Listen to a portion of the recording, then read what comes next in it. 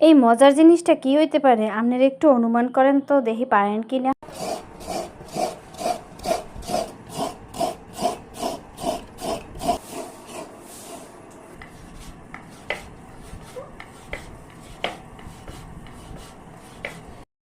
আপনারা মনে হয় অনুমান করে বুঝে লাইছেন যে মুই আজকে কি রেসিপি দেখামু আর কি বানামু। তো লন দেখা যাক কি বানান যায়।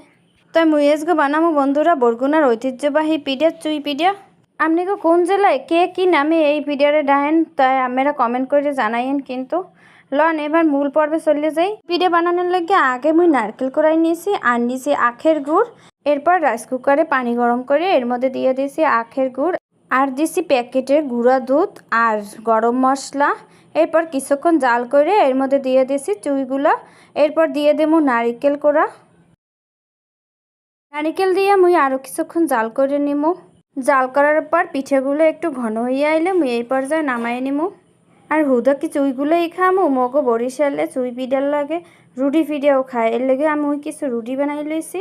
তো এই হয়েছে মোর পিঠার ফাইনাল লুক। তো চলেন এইবার পিঠা কেমন হয়েছে, টেস্ট কেমন জানা যাক। বাবু পিঠা কেমন হয়েছে?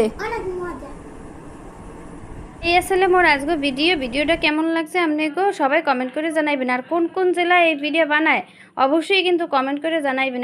আর কোন জেলায় এই ভিডিওর নাম কি আর কে কি নামে চেনেন অবশ্যই কিন্তু কমেন্ট করে জানাইবেন। আল্লাহ হাফেজ, সবাই ভালো থাকবেন।